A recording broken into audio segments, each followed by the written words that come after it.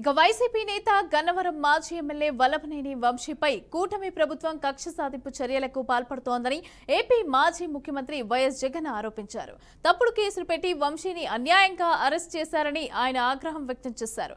నేడు విజయవాడ సబ్ జైల్లో వల్లభనేని వంశీతో ములాఖత్ అయ్యారని, వంశీ అరెస్ట్ చేసిన తీరు రాష్ట్రంలో క్షీణించిన శాంతి భద్రతలకు నిదర్శనమని చెప్పారు. నాడు గన్నవరంలోని టీడీపీ కార్యాలయం పైన దాడి జరగ్గా అందులో కంప్యూటర్ ఆపరేటర్గా పనిచేస్తున్న సత్యవర్ధన్ పోలీసులకు ఫిర్యాదు చేశారని అన్నారు. అదే సత్యవర్ధన్ న్యాయమూర్తి వద్ద వాంగ్మూలమిస్తూ వంశీ ఎలాంటి తప్పు చేయలేదని చెప్పారని అన్నారు. అయినప్పటికీ వంశీ పైన ప్రభుత్వం తప్పుడు కేసు పెట్టిందని ఆరోపించారు.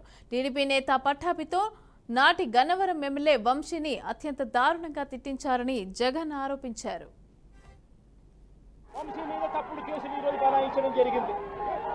ఒకసారి ఈ కేసుకు సంబంధించి ఘటనలు ఒకసారి గమనించాల్సిన అవసరం ఉంది.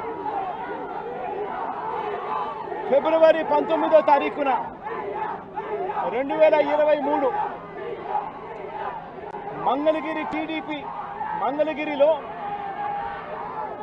టీడీపీ హెడ్ ఆఫీసులో పట్టాభి అనే వ్యక్తి చేత వంశీ మీద భరించలేని విధంగా బూతులు తిట్టించారు చంద్రబాబు నాయుడు గారు.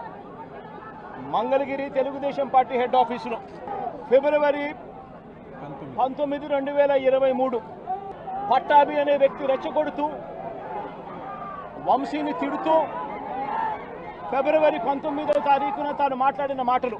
ఫిబ్రవరి 19, 23 వాడో పిల్ల సైకో, నేనే గన్నవరం వెళ్తా, ఎవడేం పీకుతాడో చూస్తా, ఆ వంశీ సంగతి తేలుస్తా, నియోజకవర్గంలో నుంచి బయటికి విసిరేస్తా అంటూ గన్నవరం ఎమ్మెల్యే వల్లభనేని వంశీని రెచ్చగొట్టింది సాక్షాత్తు ఫిబ్రవరి 19వ తారీఖున ఇదే పట్టాభి అనే వ్యక్తి.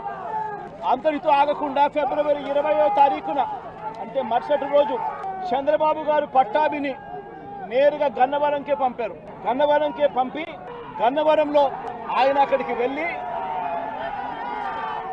గన్నవరంలో మళ్ళీ ప్రెస్ మీట్ పెట్టి మళ్ళీ వంశీని మళ్ళీ తిట్టి